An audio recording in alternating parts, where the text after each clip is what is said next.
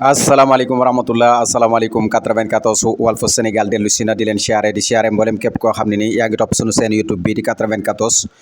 Walf Sénégal seen analyse chronique yoo xam ne lañ ko defal saa su ne ci réew mi ak bitim réew jaajëfal nañ leen siyaar nañ leen ñu ñëw ci booy bii Xaban Lam ñu koy wax Xebe Lam xam nga yéen ñi nga xam yéen a ngi ci internet bi seen contenu yi nga xam ne ngeen koy dugal ci seen compte yi bu leen ko xeeb maanaam dara jërul xeeb na ngeen am vision bu yaatu bu gudd da ngeen xam ni maanaam loolu bu ngeen ci nekkee jël ci seen temps bañ a yàkkamte lu nekk mën ngeen ko ci am xam ngeen Xaban Lam mii xam nga kañ la fël ci 2020 bi maanaam bi nga xamee ni pandémie bi ñëw na muy mbas mi nga xam ne kenn génnatul nga xam ne kenn amatul solution kenn mënut a dem ci mbedd yi ci biir këram la nekk voilà dugg ci TikTok bi créer ay contenu yi mu doon def nag muy bees yi loxoog voilà loo xam ne dafa jafe ci nit ñi mu ñëw yombalal leen ko ci biir contenu yi mu doon def ci biir TikTok bi nga xam ne kon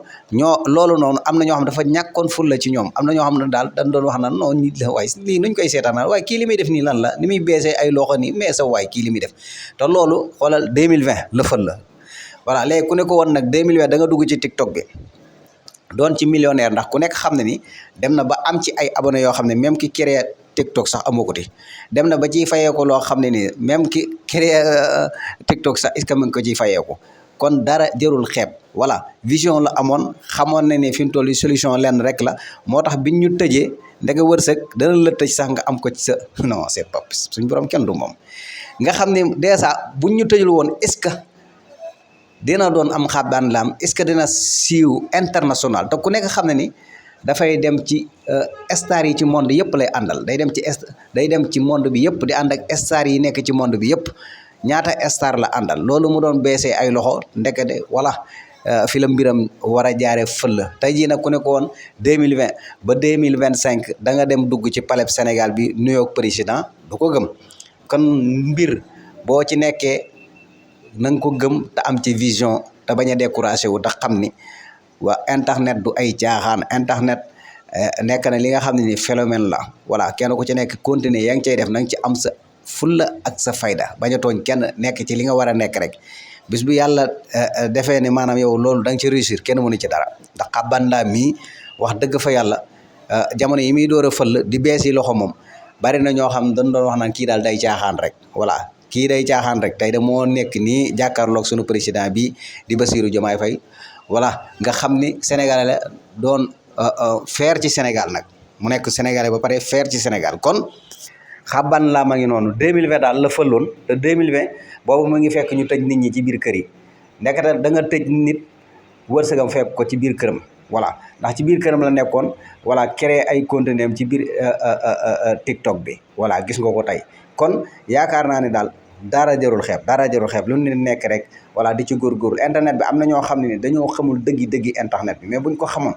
dinañ ci gën a liggéey bu baax a baax am ci seen fulla ak seen fayda ndax plateforme yi boo ci nekk rek nekk ci sa fulla ak sa fayda rek yaakaar naa ne yàlla mën na laa dimbali daal kon Xaban Lam mi ngi noonu wax di yàlla xàmme ngeen ko bu baax a baax image am moom international la yaakaar naa ne TikTok moom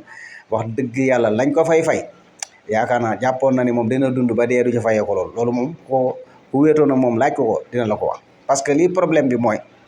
bi muy door a fële ak ni mu fële ak diggante bi ni mu jigee dafa xoolal diggante 2020 ba 2025 nga xam ne booy bi nekk na fi millionnaire moom wax dëgg fa yàlla ndax ku nekk xam ne ni wax dëgg yàlla ànd nag ay ponkal yoo xam ne ni ay star yoo xam ne ñu ngi ci monde bi soxla li muy def bëgg ko nga xam ne encadré nañ ko ba maanaam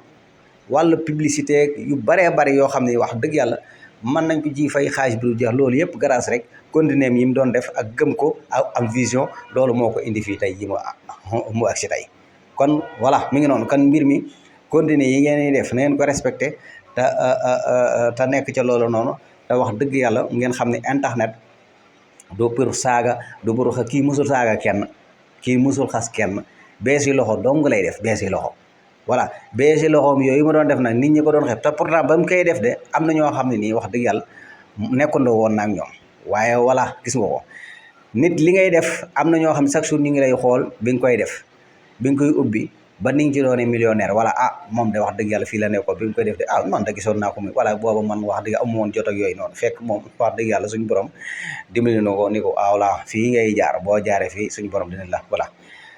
defal teranga kon mu ngi noonu xaban la ma ngi noonu yaakaar naa ne wax dëgg yàlla Sénégal da koy sago ndax international ñëpp ko soxla gis ngeen ko mu ngi ci joueurs yi mu ngi ca musiciens yi vraiment kenn ku nekk yaa ngi bëgg ànd ak moom bu demee ci réew yi sax dañuy voilà profité pour ànd ak moom nga xam ne loolu mu doon def noonu voilà occidentaux yi niñ ko bëggee nga xam ne daanaka mën naa ne voilà image la bu doon wax